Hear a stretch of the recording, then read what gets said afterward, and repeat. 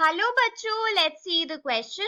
Here the question says the angle of incidence of a ray of light passing through the center of curvature of a concave mirror is dash. Question में हमसे पूछा गया है कि angle of incidence क्या होगा अगर जो हमारे पास इंसिडेंट रे है वो सेंटर ऑफ कर्वेचर से पास हो रही है कॉनकेव मिरर के। सो यहाँ पर हमारे पास की कॉन्सेप्ट क्या यूज हो रहा है? की कॉन्सेप्ट है हमारे पास calculation of angle of incidence. क्या है? Calculation of angle of incidence. So सबसे पहले तो हमको पता होना चाहिए एंगल ऑफ इंसिडेंस का मतलब क्या होता है।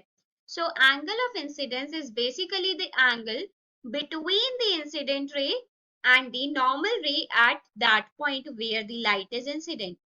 Angle of incidence is the angle made by the incident ray with the normal. By the incident ray with the normal. मतलब कि अगर हम यहाँ पर सिंपली देखें, ये हमारे पास एक प्लेन मिरर है, यहाँ पर एक इंसिडेंट लाइट डाली गई, इस पॉइंट पर डाली गई, तो हम नॉर्मल ड्रॉ करेंगे। तो ये इंसिडेंट रे और ये नॉर्मल के बीच का जो एंगल है, incident ray, this is incident ray. तो इंसिडेंट रे और नॉर्मल के बीच का जो एंगल है इसको हम बोलते हैं एंगल ऑफ इंसिडेंस। क्या बोलते हैं?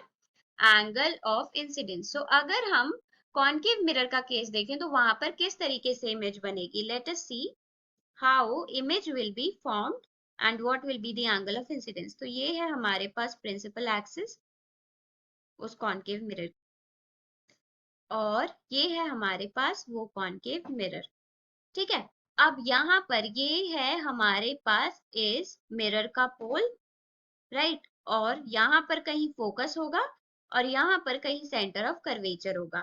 So centre of curvature actual में होता क्या है? अब ये जो कॉनकेव मिरर है ये किसी स्फीयर से लिया गया होगा, तो जिस स्फीयर से लिया गया अगर उस स्फीयर का हम सेंटर देखें तो वही इस कनकेव मिरर का सेंटर ऑफ कर्वेचर होगा। मतलब इसके अराउंड अगर हम एक स्फीयर ड्रॉ करें सेंटर के अराउंड, सी के अराउंड, तो हमारे पास पूरा वो स्फेरिकल जो पोर्शन था वो मिल जाएगा, पूरा कंप्लीट स्फीयर। सो हमको पता है अगर हम किसी भी स्फीयर की बात करें, क्या बात करें, ये है हमारे पास एक स्फीयर, ये इसका सेंटर है, तो सेंटर से अगर पेरीफेरी तक बात करें तो क्या होगा, रेडियस होगा। अब ये जो रेडियस है ये इस टेंजेंट्स के साथ, ये इस पॉइंट पर हमने टेंजेंट ड्रॉ करी, ये कितना एंगल बनाएगा, ये 90 डिग्री एंगल बनाएगा। तो ये जो रेडियस है ये एक्चुअल में क्या काम करेगा, ये एक नॉर्मल का भी काम करेगा। सो यहाँ पर अगर हमारे पास एक लाइट सेंटर ऑफ कर्वेचर से पास हो रही है तो यहाँ पर क्या होगा, ये जो हमारे पास अगर इस मिरर को हम थोड़ा सा एक्सटेंड कराएं तो ये जो हमारे पास लाइन है ये एक्चुअल में रेडियस भी होगा। क्या और होगा, ये रेडियस भी होगा।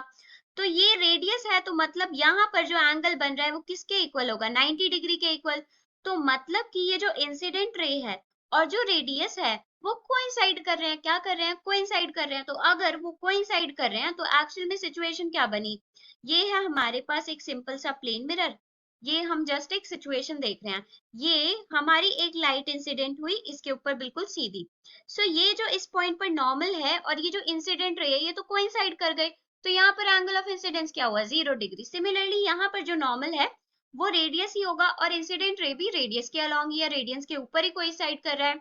सो यहाँ पर जो हमारे पास एंगल ऑफ इंसिडेंस है वो होगा 0। क्या होगा? Angle of incidence is 0 because the incident ray and the radius are coinciding. So here the answer will be 0 degree. Hope you understood it well. Best of luck and thank you.